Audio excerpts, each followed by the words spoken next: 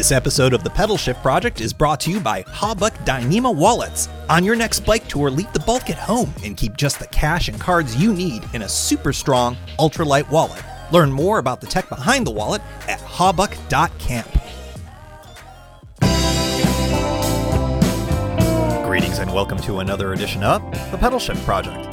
The Pedalshift Project is a series of conversations, thoughts, and experiments around the bike touring lifestyle. From tips and tricks to ideas on how to ride your ride. Let's shrink the world by bike. Show notes and more are available at pedalshift.net/157, and you can email me at the show pedalshift@pedalshift.net or call the voicemail hotline 202-930-1109 and check Pedalshift out on all the socials as well. Hello, everybody, and welcome to the 157th edition of the Pedalshift Project Bicycle Touring Podcast. I am Tim Mooney, and I am so happy to have you here.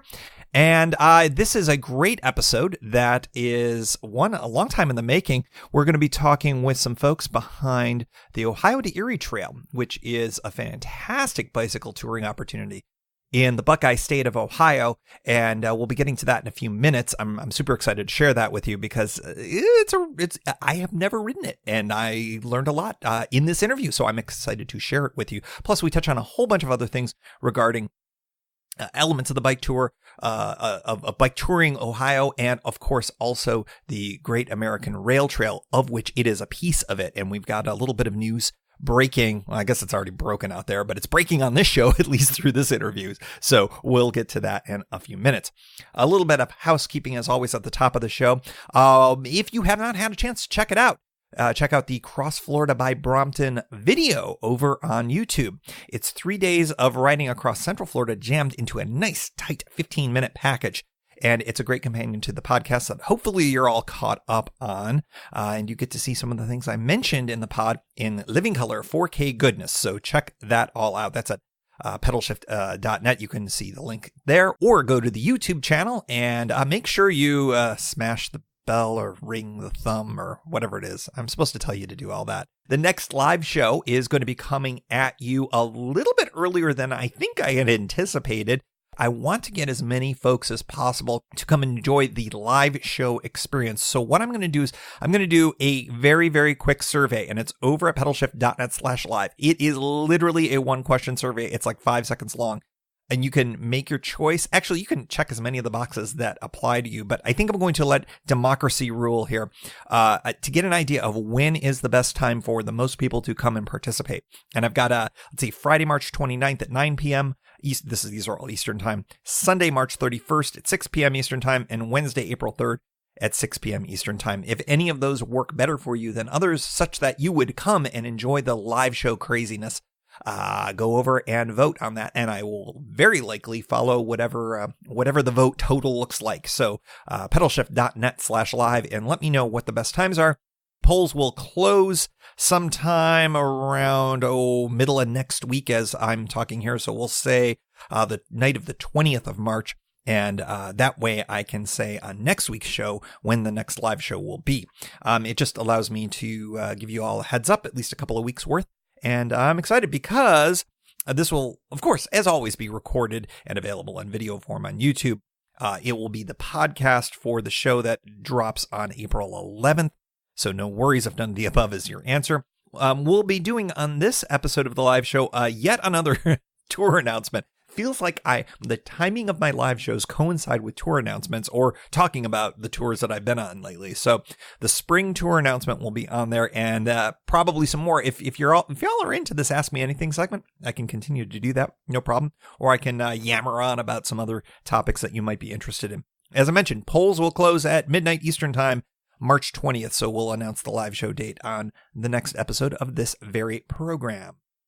Hey, I've been getting some word from folks in the Pittsburgh area that the new documentary called The Ride is coming out very, very soon. It is a documentary that explores, and this is their language I'm going to be reading here, exploring one of America's most treasured biking destinations, consisting of 2 connecting trails. You may have heard of these: the C&amp Canal Towpath from Washington, D.C. to Cumberland, and the Great Allegheny Passage from Cumberland to Pittsburgh, Pennsylvania. Cyclists from all over the world are enjoying 335 uninterrupted miles of breathtaking scenery and fascinating history. I'm really excited about it. I've heard about this documentary for weeks, months, perhaps even. If you are in the Pittsburgh area, WQED, which is your local PBS station, is airing this tonight as this podcast comes out, which is Thursday, March 14th at 8 p.m. Eastern Time. Everywhere else in the known universe, if you have internet access, that is. Well, and I wonder if it's limited to United States folks. So if you are from outside of the States and cannot get to this, I am sorry. Hopefully they will make it available to you in other ways, but check it out anyways. Starting on the 15th, which will be the Friday, through the end of March, I'm going to say that again, WQED.org/ride is where you'll want to go. And they'll be streaming it for you. I'm planning on watching this as soon as I possibly can and giving it a review, perhaps as early as on the next podcast. Looks like it's a lot of fun, and some folks who listen to the show were at a recent screening of it at a theater in Pittsburgh, including, I know Doug Ragnar was there. I think Preston, who is going to get a name check later on in the show as well, was also there as well. So I think it's supposed to be quite good. So I'm looking forward to checking that out. So yes, WQED.org/ride. And you can learn more about this documentary about trails that I am very familiar with. And you are too, just because if you listen to this show, you know I yammer about them a lot.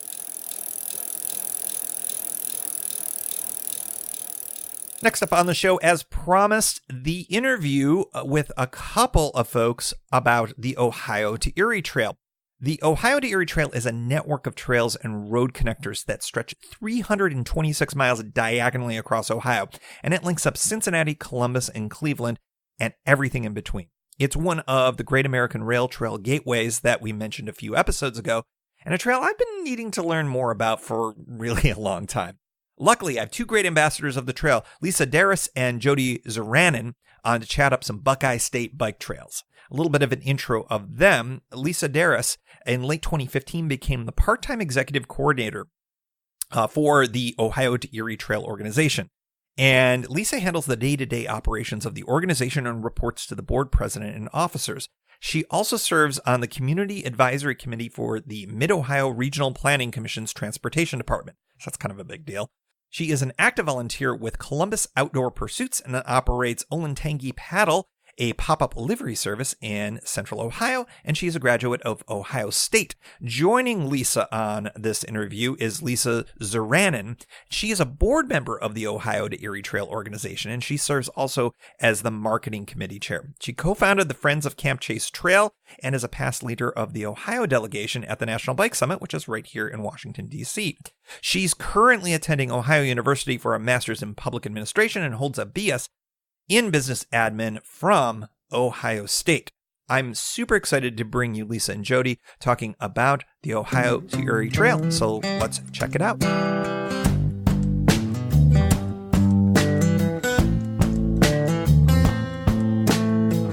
I'm pleased to have Lisa and Jody from the Ohio to Erie Trail organization. Lisa and Jody, welcome to Pedalshift. Thanks. Thank you, Tim.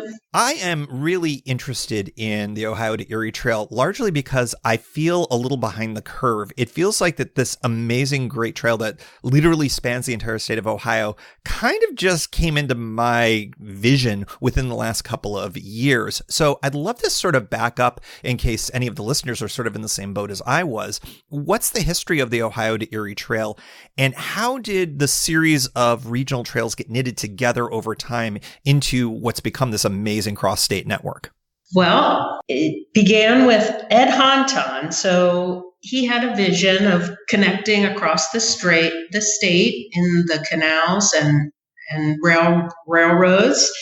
And he brought his vision to other advocates. And in 1991, the Ohio to Erie Trail Fund was created.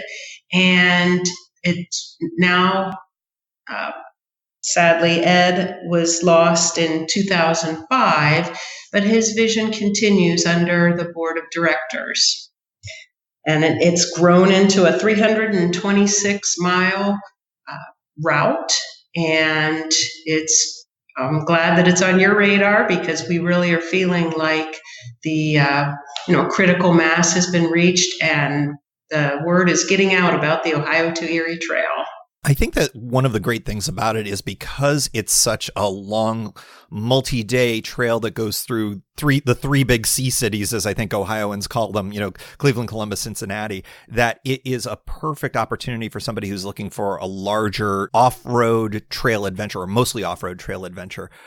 And in that sense, it's mostly completed. Like a high percentage of it is off-road surface. How much of it is still using road linkages between the trails? And what's the signage like, especially in those C cities of the trail?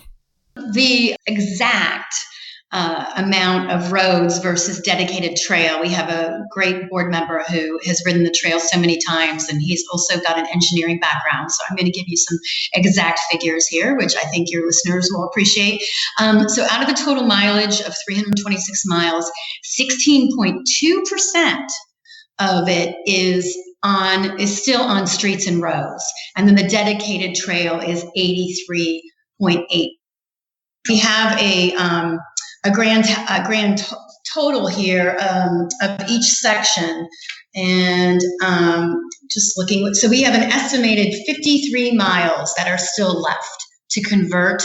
And I will want to make a note that some of those miles we know will never be converted. For example, I live in Columbus, and so there's really no place to put a downtown trail just because we just don't have any corridors left.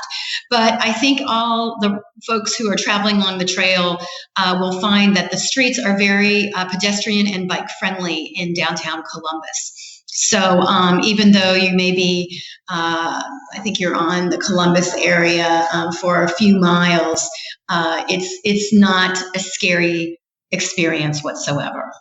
And I'll add for the signage, the trail it's very well marked. It has signage and pavement markings in many places. In general, our major signage is our totem style upright signs. And then there's also places where if a sign is not existing, the board members have placed a Route 1, like an oval sign that they're smaller than the totem signs. And then, as I mentioned, in the metro areas, especially Columbus, we have the pavement markings. And then we just like to say, as you get into the metropolitan areas, just be aware that not every bike route is part of the trail. So we, can have people consult their resources, the map, so that they're making sure to get the right turns. Because we've sometimes heard that people miss a turn, but it doesn't say Ohio to Erie Trail. So just don't take every bike route if it's not marked. Yeah, in some ways that's a feature, not a bug, because it speaks to the infrastructure that exists in each of these cities that is beyond just what the Ohio to Erie Trail is. So that's kind of exciting as somebody who maybe is coming into the cities and wants to either take a day off or to explore some of the great things that are in each of these towns. So it's really not such a horrible thing, especially if you're coming off of a tour. You're like, I'm ready to eat or grab a beer or something like that. Yeah, for sure. That's great. Now, you had mentioned that one of the the signage signatures was an oval with the number 1 in it. Is that referring to Ohio Bike Route 1, or is it some other nomenclature? Yeah, it is. It's a state route number 1. And my understanding also is that the U.S. bicycle route system is going to be expanding with a designation for the Ohio to Erie Trail. Did I understand that correctly? Yep. So U.S. Bicycle Route 21 it will mirror the Ohio to Erie Trail, Cincinnati to Cleveland. And we haven't really pointed it out, but I want to say that, our trail name shows the starting and end points of the trail. So it's the Ohio River in Cincinnati to Lake Erie in Cleveland. That's an important designation. I'm glad you actually mentioned that, because that does make a lot of sense. That's what the name is, and it's the actual connector. So thank you. Sure. You had mentioned Cleveland and Cincinnati, and I think that those are the two endpoints to this. I'm really curious, is there a dominant direction that cyclists choose, either Cleveland to Cincinnati or vice versa? And why do you think that is? Honestly, I don't know if there is a predominant choice among our travelers of the trail.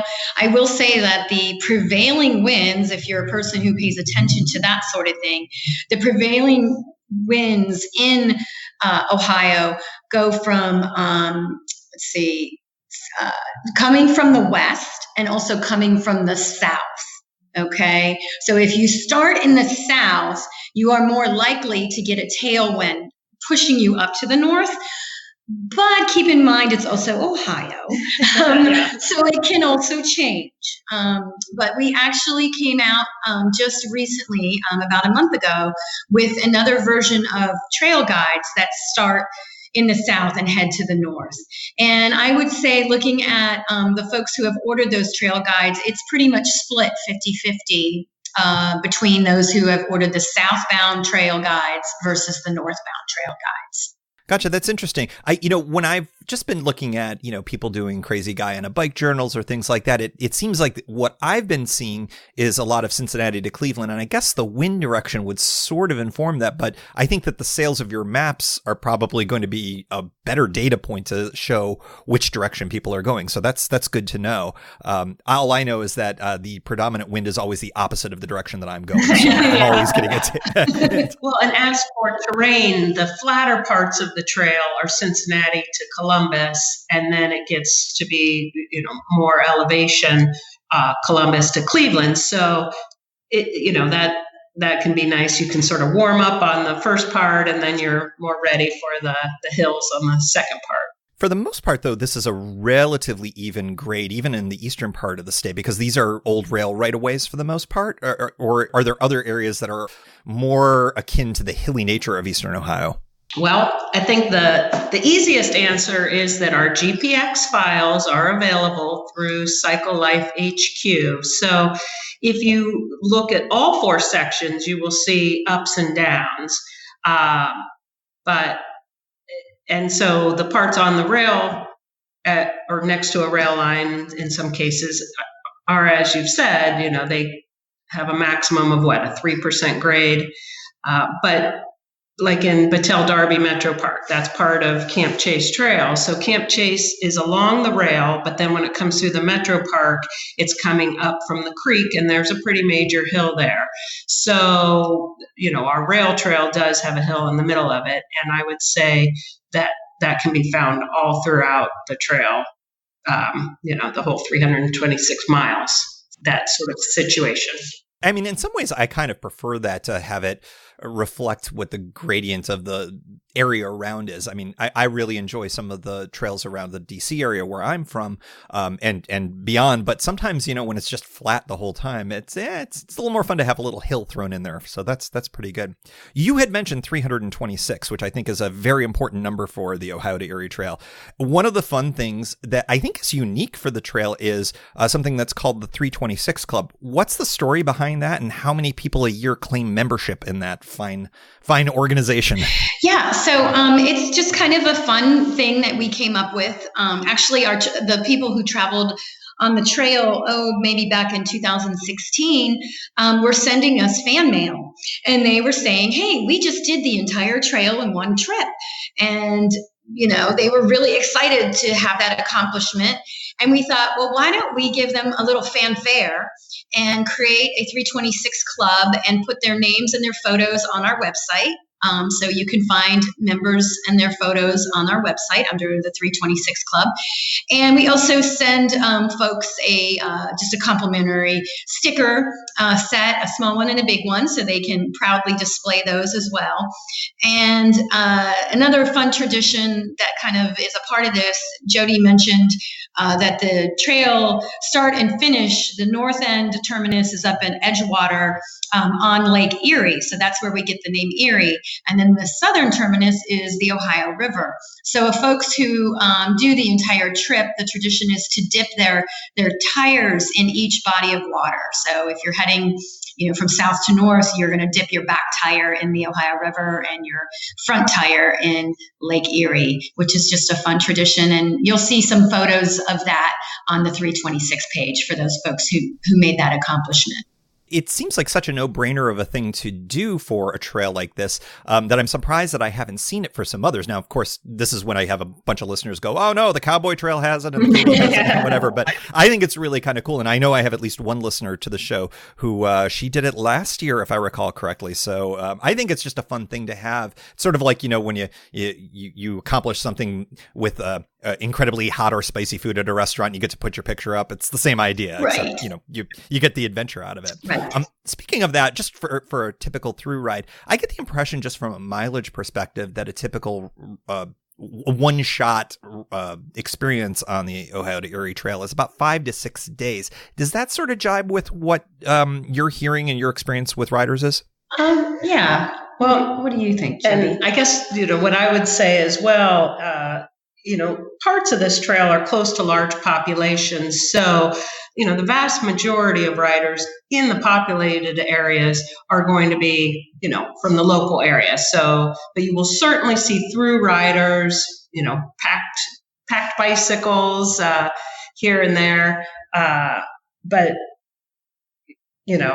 and there's parts of the trail that you're going to be the only person, in the trail. We've got a nice variety of rural areas and populated metropolitan areas. And so I guess 5 to 6 days for the people that are going through. Yeah. And if you're a little bit of a slower rider, don't be intimidated by 5 to 6 days. I've had people take up to 2 to 3 weeks because, as you mentioned, there's lots of fun spurs. They may take a day trip to like Yellow Springs, which is actually not on our trail, but just 10 miles off of it. And you can get to it by using another trail. So it just really depends on what pace you want to do. We do have some itineraries listed on our website as well that you can check out. So you can say, okay, I'm a person who wants to get, 40 miles a day. And where did 40 miles a day put me? So you can use that for your planning. Yeah, that's a really fantastic resource because the mileage that people want to travel in any given day can really vary from, the 50 to 60 miles is sort of the average wheelhouse of a typical multi-day bike tourist. But, if you're traveling with family or with somebody who's brand new or you're in a different type of a rig, your mileage may vary. I also know that at least on the Gap and on the C&O and in this neck of the woods, that we're starting to see some endurance athletes tackle these long trails and doing them in outrageous, like 1 day or 2 day kind of things. Have you caught wind of anything like that on the Ohio to Erie Trail at all? Yeah, we do have a few people who are in our 326 club who have done it because they are training for like an Ironman or another similar type of competition, and they have done it in 24 hours. Mm-hmm. That's remarkable. Mm-hmm. That is a very serious amount of mileage to do in 24 hours. That's akin to some of the race across America, the Ram ride and things like that. Yeah. So, amazing. Yeah. Is there a record? Do you have any kind of a sense of what the record is? We don't really track that kind of thing, unfortunately. But yeah, I know probably just, anecdotally, I would say around 24 hours is going to be the record that I have heard just anecdotally. That's impressive. It's not the type of cycling that I like to do, and we don't talk a ton about on the show, but I'm sort of so impressed by it. I always bring it up when I have interviews with folks like you on some of these trails that have that kind of thing happen. So yeah, that's kind of cool. Do you see 4-season cycling on the trail with things like fat bikes becoming more of a thing, or is it much more of a 3-season type of situation? So a good point to make here is that this trail, especially in the urban areas, is usually meticulously groomed. So when there's snow outside in Ohio, a lot of folks who use the trail for commuters, in especially like in the Columbus area, are still able to use the trails because they are maintained very well. So do you need a fat tire bike during the winter? Well, it doesn't hurt. But, I do have some folks who say, oh, yeah, I use this segment of the trail to commute. And on really bad days, I get a ride from a friend or something like that. But we are seeing an increase of people who, I myself am a hybrid rider, only because I never wanted a little bit of gravel to stop me from going where I wanted to go. And I think it's the same people who are riding the fatter tire bikes. They may want to go someplace someday where it's not nice and paved, but they can certainly ride the trail with ease, as can any hybrid rider as well. I grew up on Lake Ontario, so I know all about lake effect snow, especially for the northern parts of the trail. But I'm curious, at what point in the spring would you say typically, because I know that this varies from year to year, that you're not talking about grooming the trail anymore? It's pretty thawed out. The snow's all melted. When's sort of the beginning of spring season for you? And what's sort of the rough months for that prime cycling season after the snow all melts? Well, generally April to September are the prime trail times, and the Ohio weather would be 50 to 80 degrees Fahrenheit in those times, but it could always be more or less during that period. We can have it snow in April, but Ohio's weather, it's variable all year long. So anybody that comes needs to be prepared for hot, cold, rain, and where you talked about the lake effect snow, that's pretty much just, the greater Cleveland area. And then the further, from Columbus to Cincinnati, we have cold winters, but really not significant precipitation. Yeah, when the wind blows right off of one of those lakes, you can get 2 feet of snow, and it's just called Tuesday. So it's a different type of climate down further south. So yeah, I get that. One of the things that I think is really fascinating about this trail is the fact that it goes through a ton of really iconic towns aside from the larger cities. So lodging looks pretty abundant. What's the camping mix like for people who are looking to be totally self-supported? In other words, they're not going to look at a B&B or a hotel or something like that. Are we talking, state parks, private location relative to the trail? What's sort of the setup for folks who are looking to camp this adventure? Well, and currently we have 22 camping locations available. So 16 are on the trail or within 1 mile. And then 6 of those are more than a mile from the trail. And we are updating that list all the time when we hear about them. The trail, we don't own land. We don't actually own the trail either. So we have to work with our local partners to create these, the camping areas. And so we know of, I just came from a Central Ohio Greenways meeting and I heard an announcement of 3 primitive sites being planned in the coming year or 2. So we are excited about that. And we also, we used to hear about, the trail, the signage is challenging, or this road connector was challenging. And we've gotten past all that. So that's great. We've graduated to the point where it's like, you need more camping. So it's actually a good thing. And we are getting that message out to our local partners, and we will be able to announce more in the coming years. And of course, our resources available on the plan your trip part of our website. So that's where that information lives. For folks who are listening, I'm going to have a link to all of the campground pages and the plan your trip pages in the show notes. So make sure you go check that all out. Another economical option in the metro areas of Columbus, Cincinnati, Cleveland, and Akron, people can check out warm showers or Airbnb for some economical options. What's really funny is I have this whole bike touring podcast, yet I've never used warm showers once, but I know it's such an important filler piece for a lot of folks. Even folks who are going to be doing a lot of camping, they'll find that they can kind of straddle that bit of budget versus having a roof over your head, at least on one of the nights in some of the larger towns. So that's really great, and I encourage folks to check that out too, as another option to kind of keep the trip budget a little bit on the lower side.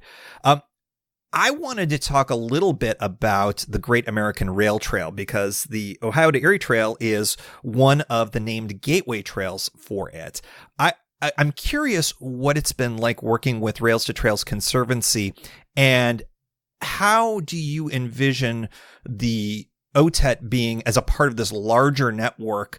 How do you see the future of that larger network impacting the Ohio to Erie Trail? Well, I'm head of the marketing committee. And when I found out about this, I was like, okay, great. A big part of my job is being taken care of. So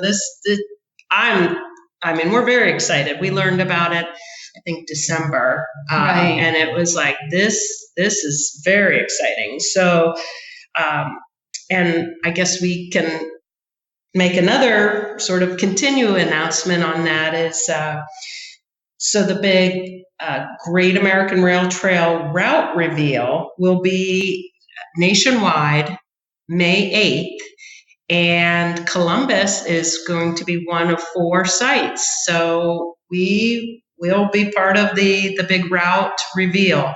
And so folks that are in the Ohio area, it will take place at the Camp Chase Trail, Wilson Road Park Trailhead, May 8th, and we're going to kick off the festivities at 12:30. So we're thrilled to be one of 4 sites on this 4,000-mile trail. So we see it as a really great thing. Yeah, and I think what Jody kind of alluded to in terms of her job being a little easier is that I've noticed an uptick in people from other states who are contacting us.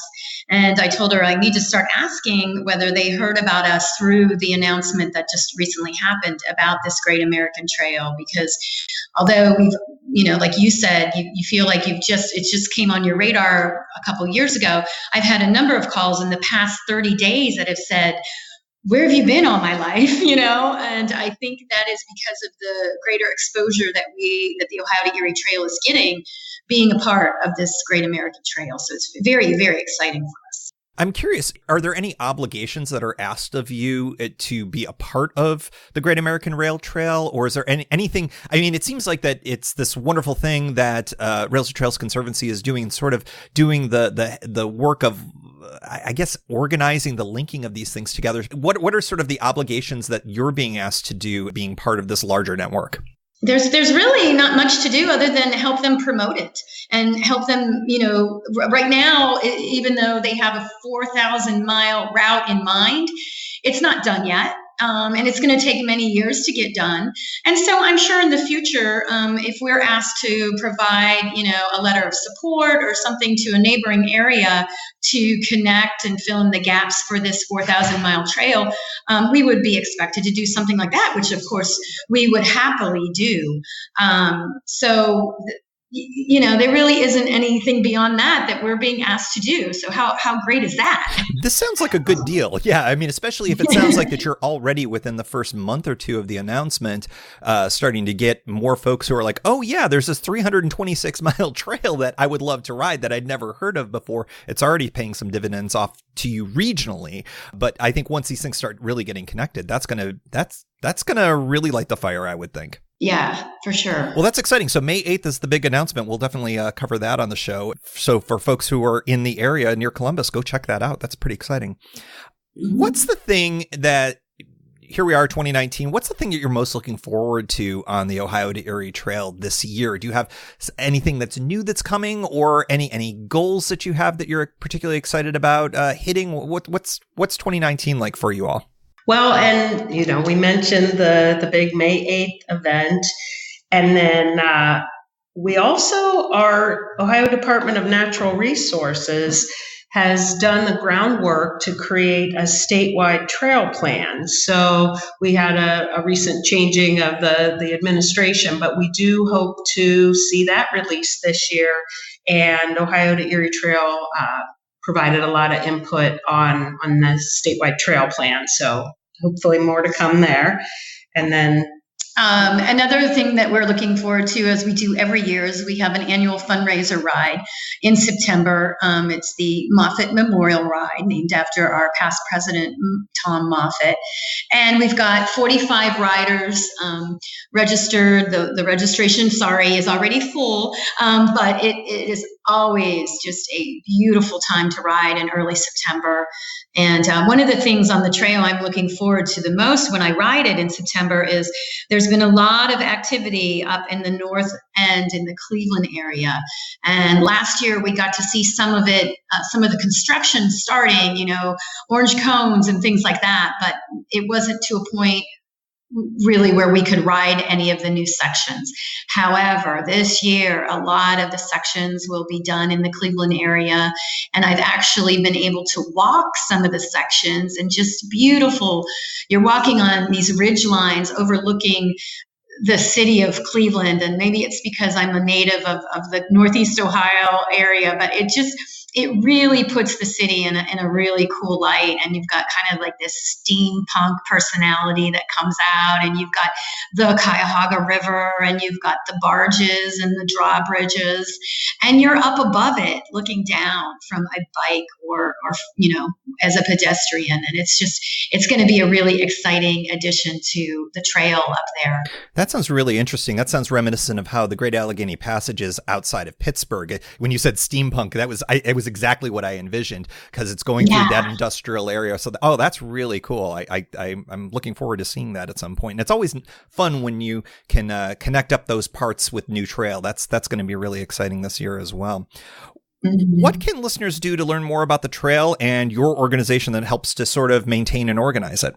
Well, it's kind of a two-part answer because, as I said, we don't actually own the trail, so we don't maintain the trail, but we are working to work with partners to complete it. So the first thing people can do is become a friend of the trail, so that we certainly, the funds that we raise go to then help build the trail, and then our local partners are working to maintain it. So I can send you this link as well, but the organizations that maintain it are also included on we have a local trail groups page that's linked off of the Plan Your Trip page.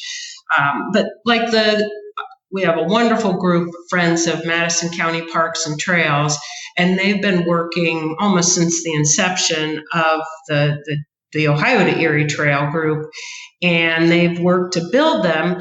And now, just in the last few years, they've worked to turn that over to the county engineer to maintain it.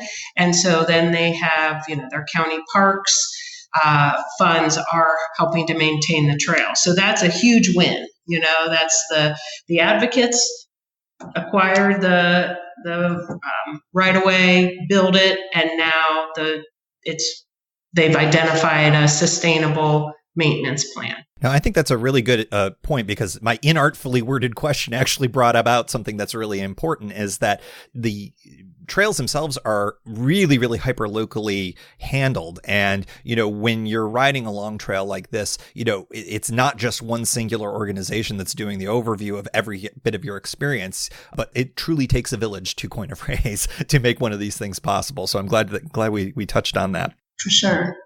And let me add one more thing about the Friends of Madison County.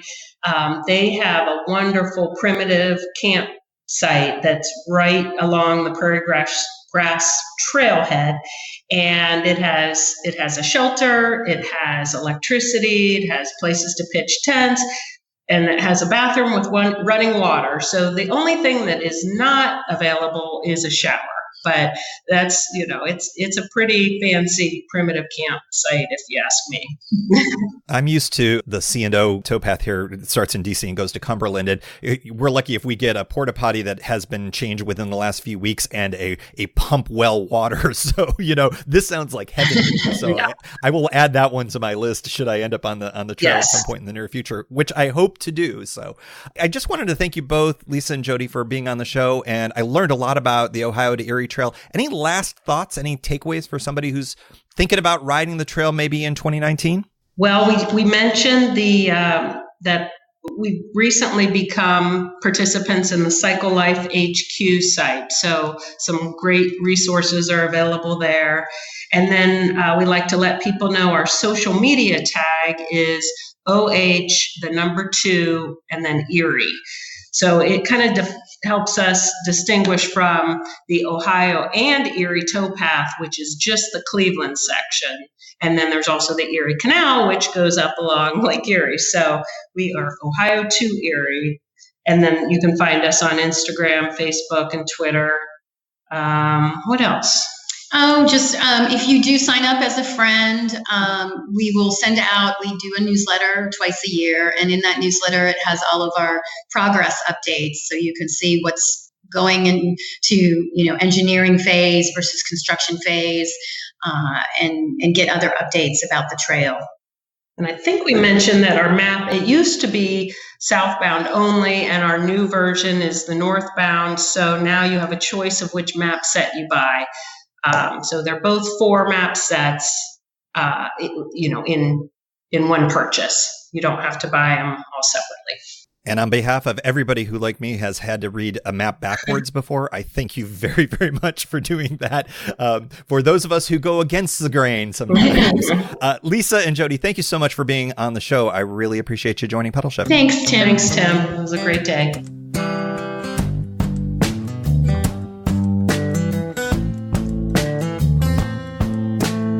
A big thank you to Lisa and Jody for joining the show and talking about the Ohio to Erie Trail. I'm very excited about potentially cycling this year. I don't know when that's going to happen, but if I were a betting person, I would throw some money on me getting at least some element on that. I'm kind of intrigued with the prospect of joining that 326 club. I don't know. We'll have to check that out. If you want to learn more about the organization, of course, go to ohio-to-erietrail.org. They're on the socials at OH2Erie, so Ohio number 2 Erie. And I want to give a quick name check shout out to friend of the show, Preston Page Piper, for giving me the connection to Lisa and Jody. So thanks so much for that. If there's anybody that you're interested in having me interview that's bike touring related or bike packing related or whatever, and you've got kind of an in, give me a holler and do a little introduction, because I always love talking to people who have some kind of things to say about bicycle touring and bike packing and all of the various things out there. So if you've got a connection and you think they'd be awesome on the show, shoot me an email at pedalshift@pedalshift.net. Also, of course, we learned on this episode that there's the big Great American Rail Trail reveal. Now, they're going to be doing it online on May 8th. If you are not in the variety of Gateway Trail areas out there, so you just have to go to greatamericanrailtrail.org to learn more about that.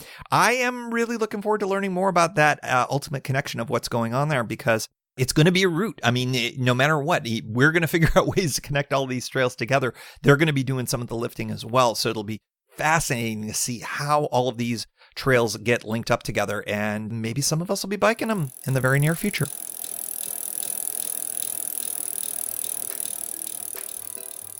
And as always, we'd like to close out the show with a special shout out to the Pedalshift Society. Because of support from listeners like you, Pedalshift is a weekly bicycle touring podcast with a global community, expanding into live shows, meetups, and tour journals. If you like what you hear, you can support the show for $5, $2, or even $1 a month. And there's one-shot and annual options. If you're not into the small monthly thing, check it all out at pedalshift.net/society. On to the society. Kimberly Wilson, Caleb Jenkinson, Cameron Lane, Andrew McGregor, Michael Hart, Keith Nagel, Brock Dittis, Thomas Skadow, Marco Lowe, Terrence Manson, Harry Delcadas, Chris Barron, Mark Van Ram, Brad Hipwell, Stuart Buchan, Todd Stutz, Mr. T, Roxy Arning, Stephen Dickerson, Vince LaGreco, Paul Culbertson, Scott Culbertson, Cody Florchinger, Tom Beninati, Greg Braithwaite, John Mayer, Sandy Pizzio, Richard Patch, Jeff Muster, Seth Pollock, Dave Roll, Joseph Quinn, Susan Brewster, Drew Porter, Byron Patterson, Joachim Robert, Ray Jackson, Jeff Fry, Kenny Mikey, Lisa Hart, John Denkler, Steve Hankel, Miguel Quinones, Alejandro Aviles Reyes, Keith Spangler, Greg Towner, and Dan Gebhardt. And thanks also to all past and anonymous contributors for helping make the show happen. Thank you for joining. You can find Pedalshift at pedalshift.net for more great bicycle touring content. You can hear the Pedalshift project through Apple Podcasts or your favorite podcast app. Opening music courtesy of Jason Kent off his self-titled album. The track is called America. Check out his band Sunfield's latest release, Mono Mono, wherever cool music is available.